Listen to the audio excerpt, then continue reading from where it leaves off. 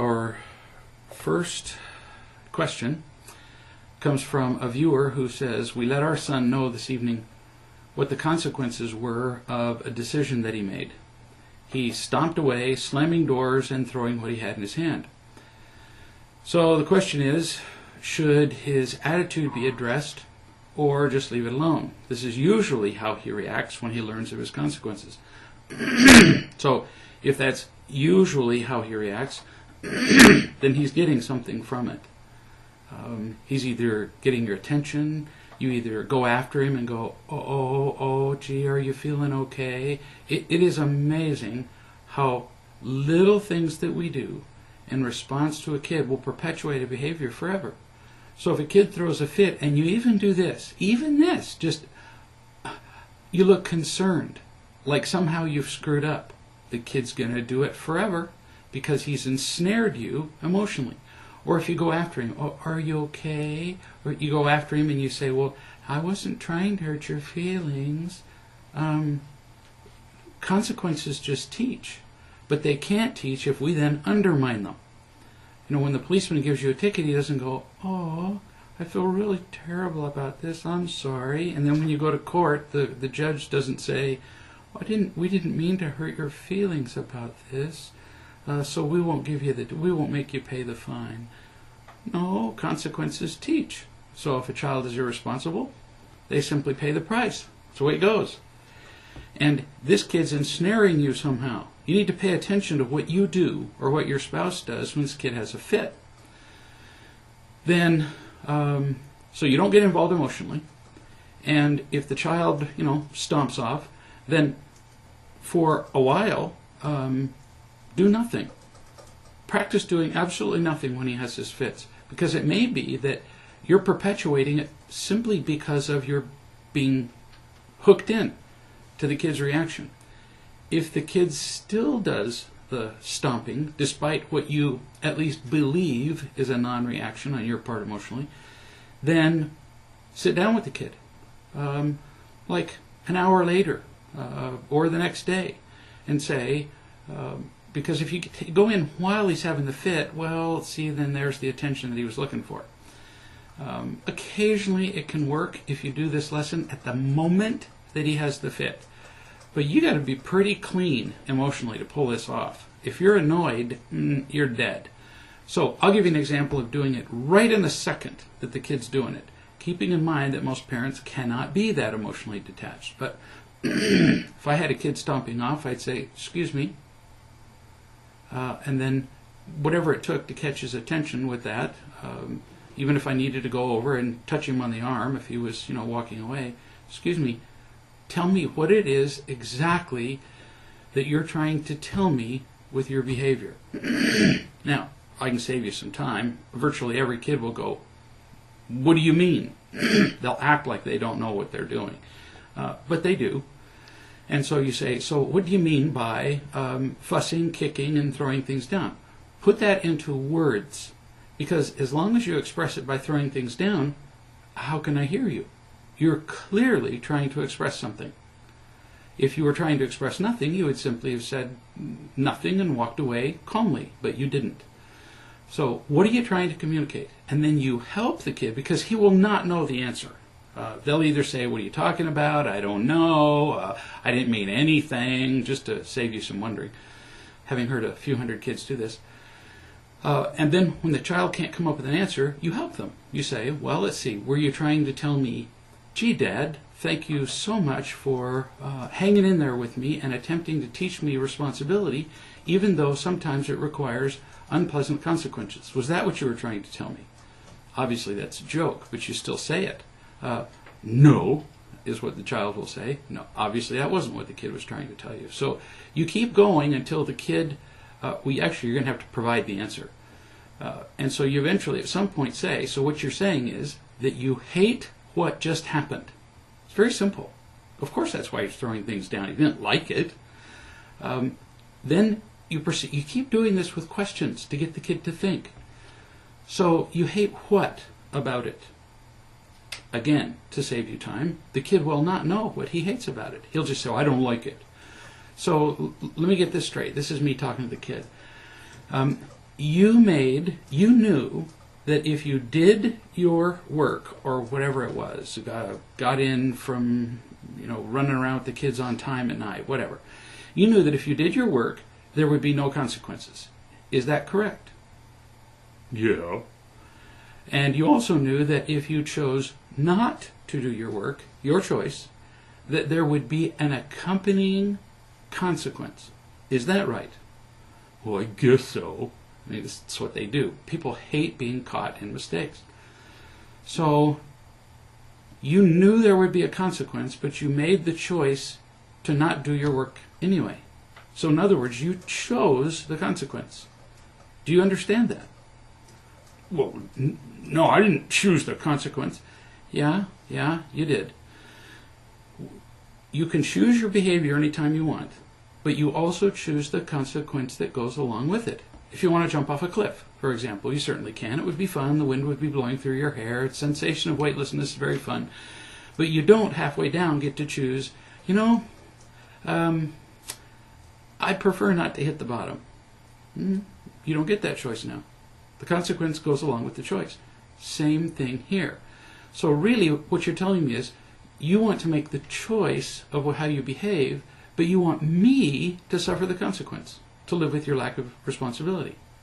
Is that right? And then they'll mumble. You say, that's what you're telling me. And I'm simply choosing not to do that. So in the future, you can stomp off and throw things if you want, but I'm going to require you to express that in English, in real words. It's amazing how articulate kids can get when you explain to them what they're really saying. Give that a shot. But allowing it just to happen? Nah, that's not going to work. He's enjoying having these little tantrums and living with the belief that as he has the tantrum, you are suffering.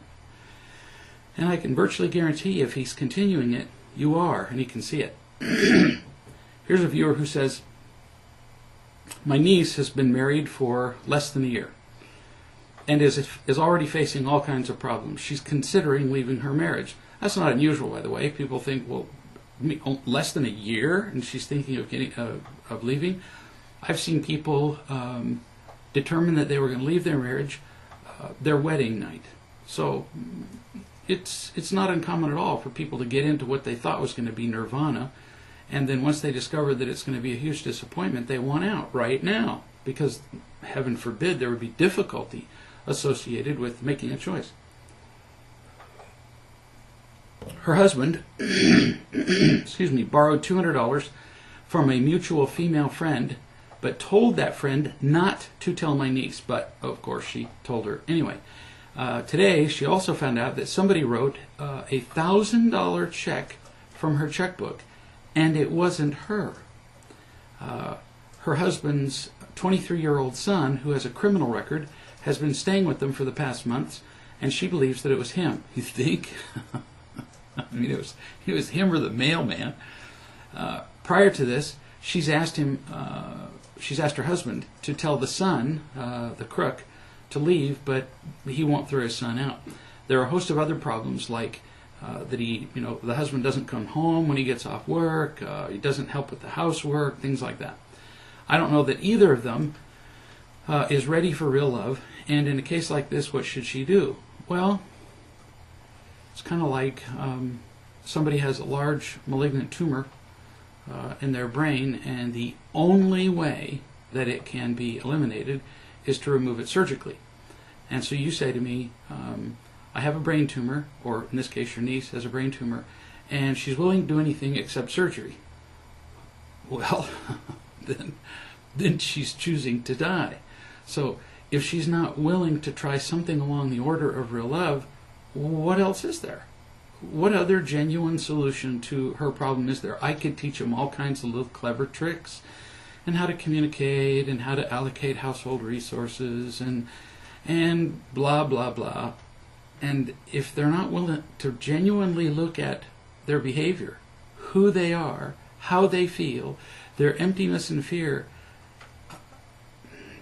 I don't know that there's any way to help. I mean, these people have already fallen out of the plane, at 10,000 feet. They're hurtling toward the ground, and they're saying, we don't believe in parachutes. Well, then I guess you'll believe in meeting the ground when that happens. That's going to be the case here. I have no need ever to push real love on anybody, but unless they're willing to do something like it, find out what it means to unconditionally love their partner, it is going to be one endless round of complaints, fixing inequities, injustice, disappointment, irritate. It just never stops, as pretty much the entire family of mankind has proven. It's not my opinion, it's what we've proven over and over. So I would suggest it to her. Tell her, look, there's a book you can read, there's some things that you can learn, because I could give her, for example, some great solutions as to how she could handle the finances and so on, and in the long run they wouldn't matter spit. They wouldn't. We got to get at the root, or we will be forever hacking away at the leaves. So I suggest that she get interested,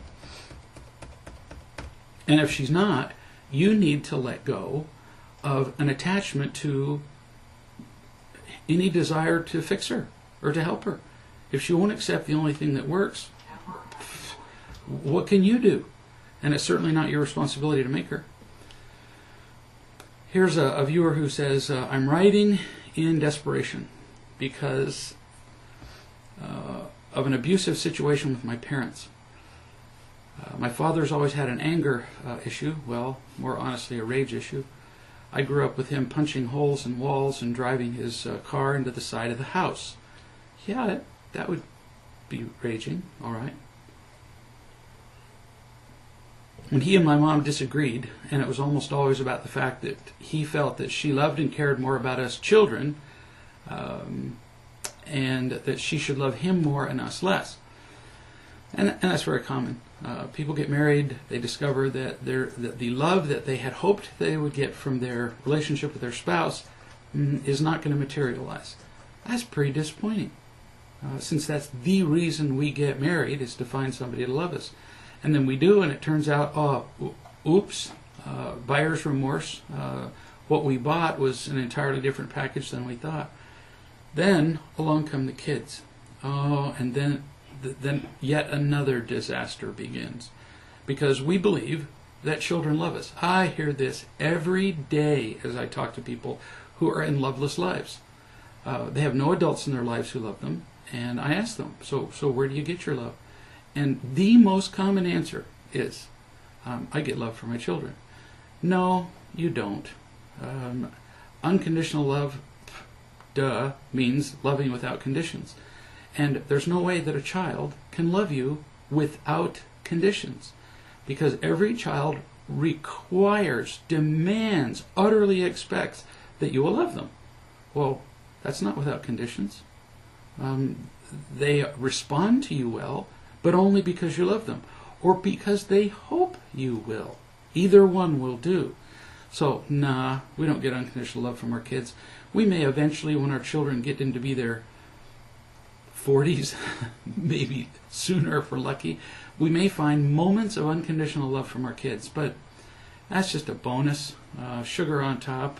We have no right to ever expect it or manipulate for it, look for it, nothing. That would be a function of their maturity, not something that we did to earn it. So, let's see.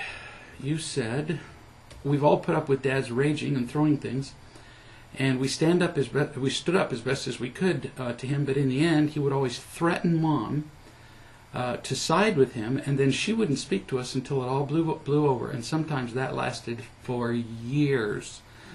So, again, not uncommon. When people feel sufficiently isolated and alone, when they feel sufficiently victimized, they enlist to their side anybody that they can. They recruit fellow victims. And so if he felt alone enough, then he would put his foot down and say, you better side with me. And to preserve peace in the family, certainly peace for herself, she would side with him against you guys, and then you guys would be on the outside. I mean, what a utterly pathologic way for a family to run. I mean, that's just sick. It's just one battle after another, choosing sides, whose duty it is to kill who, and yet common. So pretty tragic. You continue. His health has been declining for years now, and he's in a wheelchair. He got upset at my oldest daughter last fall, and it ended up being a mess. We left the house to let him cool off, and then we came back to eat with my mom, and when we were leaving, he came out and started attacking us verbally. Isn't this just touching, huh, families? It's a long story, but I stood up, and I was not going to allow him to rage in front of my children or at my mom, which he would have done had I just left. I did the best that I could, given the fear that I have inside me that to this day still lingers over my childhood. Yeah, this is the great wound in all mankind, is that we were not loved as children, and we were so riddled with emptiness and fear that we continue to try to fill our emptiness and protect ourselves from similar fears all the rest of our lives. This man is still controlling you. You still have an anger toward people who might control you because you see people as your father. You have a need to rescue people because you see people either as your father, as controllers and attackers, or as your mother, poor little helpless victim. And so you end up protecting yourself or rescuing people, which would just utterly destroy your life. Because it turns out everybody is not your mother or your father. They're human beings who have emptiness and needs and fears and could use compassion, but you can't see that in your own emptiness and fear. You said that their health is declining. She's barely even able to cut up her own food, much less take care of a 250-pound man that can't walk or do anything much for himself. They have disowned me, apparently after the last argument, until I apologize. It's always been my fault. I can't do that. Can't apologize, I'm assuming. And I still love them, but I can't subject myself to more abuse. He ran me down with his wheelchair that day and pinned me up against the wall. He has so much hatred for me when he looks at me. Now I can see why I've hated myself all these years, and I'm learning to love myself now. You're still seeing the world as a victim. You're still seeing the world as you are taught to see it as a little child, which keeps you arrested in your emotional development at childhood. So, like you said, he ran me up against the wall with his wheelchair. He pinned me to the wall. He picked on my daughter. Look at all the terrible things and the abuse. Those are all words you used. I can't subject myself to the abuse. Now, am I denying that he treated you badly? Oh, no. No, not at all. I believe it. But I'm here to tell you that if I were in your house, he wouldn't do that to me. And it's not just because I'm bigger than you are. It's because I'd look at him and say, "You're kidding me. What is it you want? Say it in words." I would require him, rather than throwing his temper tantrum, to tell me what he wants. And he would be able to tell in about a quarter second that his tantrums wouldn't intimidate me. Not because I would fight him back. In fact, precisely because I would not. Because I wouldn't engage in this dance of death that you've been doing with him all of your life. So I'm not saying that he's guiltless here. No, he's behaving like an old child. Petulant, angry, victim. It's horrifying. But now you're an adult. As a child, there was nothing you could do. You were truly victimized as a child. No doubt about it. But you ain't a kid anymore. And so now you get to choose how you see him. You get to choose whether you're going to see him as a monster who terrorizes you and your daughter and your mother, or whether you're going to see him as a pathetic, empty, sad old man. And when he throws his little temper tantrum, say, "So Dad, what do you want?" He's used to, when he yells at people, he's used to them either fighting him back, and now his victimhood is justified, or cowering before him, in which case he gets a dose of power and he's justified in doing it again because it makes him feel good. What if you completely got off the field of death? It can change everything. So instead of saying, "I'm never going to go back to that place until he whatever," because I'm sure he said, "You're disowned and you can never come back." Boring. That's what victims do. And so you either call ahead, send an email ahead, whatever, and say, "Hey, I'm looking forward to seeing you. I'm going to come over on Thursday the whatever." And your mother says, "Oh, I don't think you should. Your father's still so mad at you." Oh, gee. You want to stay a prisoner to fear all your life? Now, I'm not recommending you do that tomorrow while you're still afraid, but that you practice with real love people over and over between now and then what you would say to him. You would just walk in and go right up to him in his wheelchair where he's puttering around the house and throw your arms around him and say, "Dad, I'm so glad to see you." And he'll probably mutter something like, "Well, you know, you don't appreciate me," like a little baby would do, as you see little 4-year-olds do. You know, when they've had a little temper tantrum and you've taken their toy and you go to touch them and they do that, he's behaving like a 4-year-old. You ignore all that. He's not doing it to you. He's not drowning to you. Relax, honey. Love him as well as you can. If that starts off with maybe a 5-minute phone call to get you warmed up to a visit, fine. Do whatever it takes. I'm not suggesting you do any of this tonight, but you can see where you want to get. That you can make choices independent of his insane behavior. He's nuts. But you don't have to be nuts. And you're allowing him to make you nuts. No fun, is it? Here's somebody. Let's see here. Turned my sound off, so I missed this question. Here's a viewer who says, "I was reading recently in the Real Love blog an entry on Ian Thorpe, the young Australian swimmer, probably not young anymore, it's been a number of years, who had won several world championships but retired from the sport after realizing that despite his enormous success, his life was empty and unbalanced. Reading this led me to wonder whether it is necessary to completely exhaust all forms of imitation love in order to turn our lives around. In theory, it would seem that a sufficient supply of real love, sufficient supply of real love, the imitation love sources of the past would become irrelevant.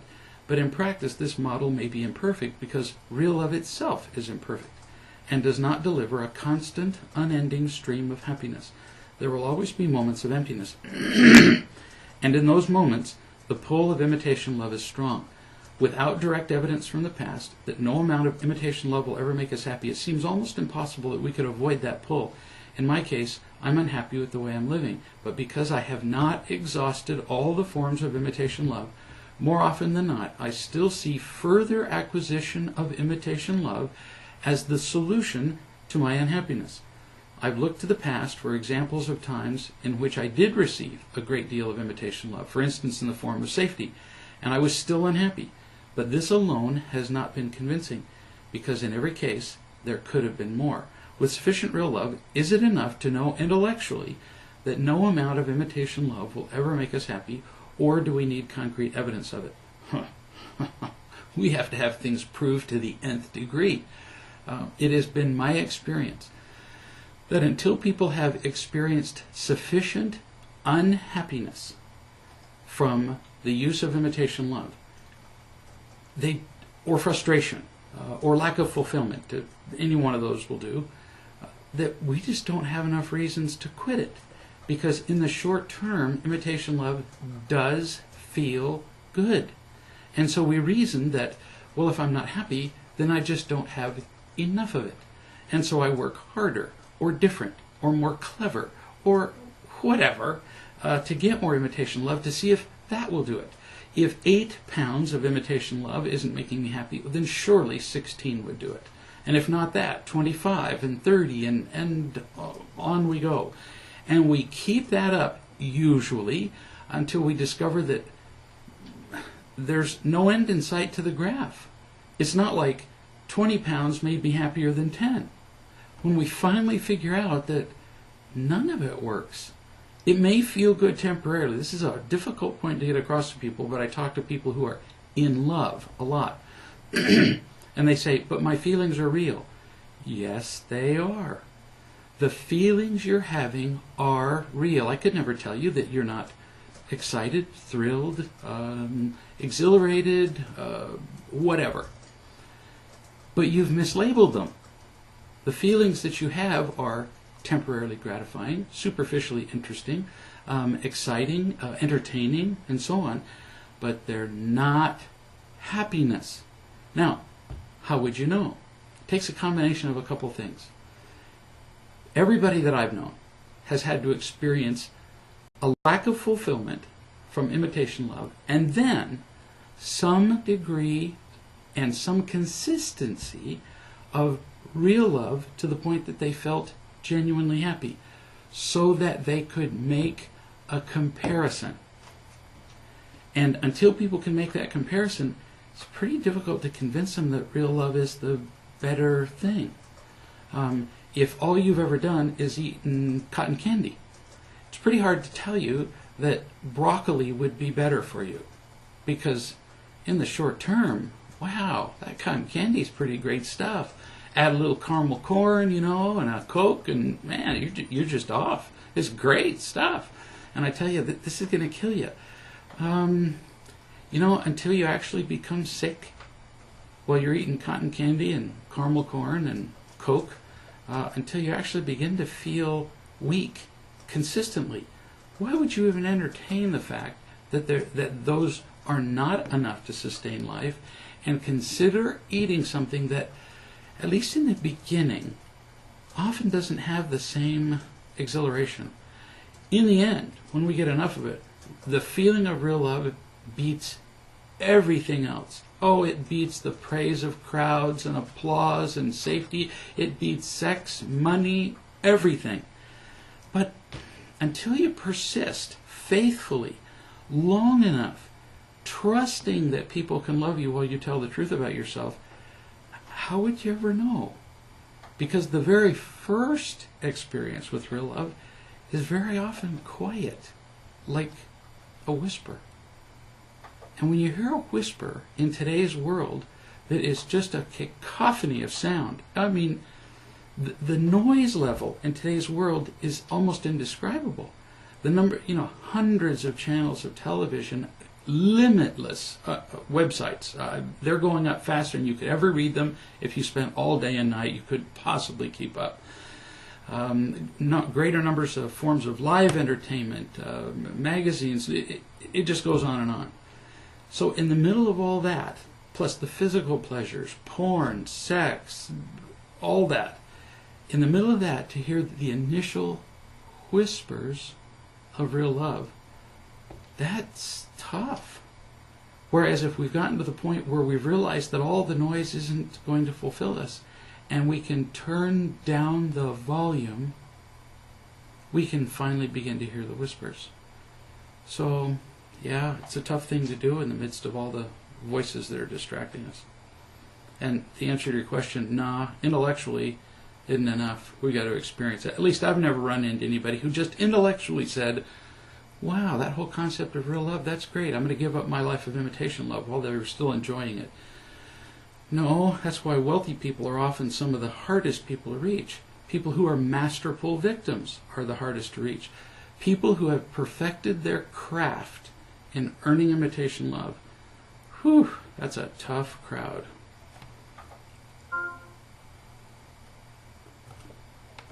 Here's somebody who says, my son is 14, and he got arrested for shoplifting. That might be the perfect thing in his life, actually, to get arrested. He'll be having a court date and a fine of $500 to $1,000. What do I do to avoid paying for it so that it's his consequence, not mine? He doesn't have the money to pay it. If I pay it and ask him to pay me back, he won't.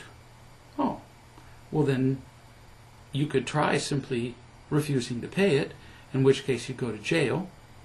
That'd be one way to go. And if you're willing to have him taught by jail, maybe, but at 14, unless he's had, let's say that this kid had had an unending series of miserable experiences where he pretty much told you to go to hell and he wasn't going to listen to anything you said, then, I'd say send him to the juvenile detention center. He doesn't like your rules at home, let him go live with the juvies and see if he likes life there in detention. He isn't going to.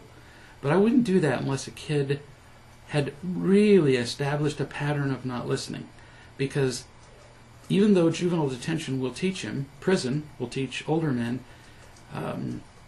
it's a very expensive education. And the majority of people who go in to those situations actually come out more bitter, not less. So, on the whole, I would reserve incarceration only for the absolute worst cases where not one of the things has worked. So, you're probably going to have to pay. And so if you do have to pay, let's say you pay the $1,000 fine, then you determine what would be a reasonable wage to pay a kid who's 14. And so let's say that a reasonable wage at 14 would be minimum wage at most. I mean, he can't even get a job at 14. So let's say the minimum wage in your town or state is $7 or $6, probably $6. Then you agree to pay him $6 for every hour that he works for extra jobs that you assign. Now, he only becomes eligible for extra jobs, money-earning jobs, after he's done all of his regular responsibilities. So, he has to have done his homework. He has to have done all of his responsibilities around the house, which shouldn't be just token. He should have considerable to do. So he does all of that, and then you give him jobs where he can earn money. And you make it clear that he has to earn money at a certain rate. Otherwise, he'll just go, I don't care to. I'll never earn money. He would love that. So you determine that you figure out he would have to do, say, 10 hours a week of money earning labor, and figure out how many weeks that's going to take him. In this case, it's going to take a while. And then tell him that he has to earn it by that rate, or then his privileges begin to be restricted. So you set a weekly rate at which he has to earn the money by, and if he isn't keeping up with his payments, it goes with him exactly like it goes with all the rest of us if we don't keep up our car payments. Welcome to life, son. If you don't keep up your car payment, the bank doesn't go, it's hard all over. They take your car. And so what you're going to do with him is take his, whatever it is that he values most, computer, cell phone, both, any form of entertainment, the ability to play with friends after work, whatever. And if it were me, I would propose that you actually say to the judge that you have set up a payment schedule by which he has to pay you, and if he hasn't completed the payment schedule, if he doesn't do it, then you would like the right to call his, it's usually a juvenile corrections officer or somebody, and say, he's apparently decided not to learn the lesson, so I'm willing to let him go into incarceration. I've done this with a number of parents, and the kids have, eventually just said, I'm not going to earn that money. Okay. And then the parent just calls the probation, whatever the heck officer it's called, and says he's not keeping the terms of his agreement with the court, so take him off to detention. At which point the child screams bloody murder and says, "Oh no, I'll do it." Well, no, we had you had your chance to say, "I'll do it" up to now. You passed that point, and so now you are going to detention. And then see if you can arrange to have him in detention for a week. Then at the end of a week, he comes out to see if he can get back on his payment schedule, which will now be twice as hard because he'll owe you for 2 weeks instead of 1. Kids have to learn this lesson. And if we are not willing, as parents, to see a kid go to prison to pay for their mistakes, we become impotent. We can't teach our children. What happens with most parents is, as soon as the child screams, oh, you've hurt me, then the parent says, oh, I'm sorry, and then they back off. And so what the kid learns is that if you whine or cry or lie or whatever, you don't have to pay the price for your choices. And we end up hurting our children. In our desire to spare our children short-term pain, we subject them to much worse pain for the rest of their lives. Is that really what we want to do? No, probably not. And I don't know all the details of what went on there, but that just gives you kind of a I don't know, a crude outline of at least an approach or an attitude that you might take with him. This isn't funny. Once a kid has gotten to the place where he's willing to shoplift, now what the kid is saying is, I don't believe the rules at home, I don't believe the laws of society, pretty much up yours to everybody. And the only response to that is, no, that would be up yours. You're the one that chose to break the rules, and so you're the one that's now going to pay the price. I'm not mad about it, but you will pay the price. Kids need to learn that early. Here's somebody who says, I don't trust my ex haven't from the time we were separated because he lied to me so much during our separation. He humiliated me so much that I can't even see him or talk to him again for the rest of my life. That's quite a bit of humiliation, isn't it? And he doesn't want to ever see or talk to me either because we ended up arguing when we last talked. Well then, don't you two just have the perfect little situation outlined?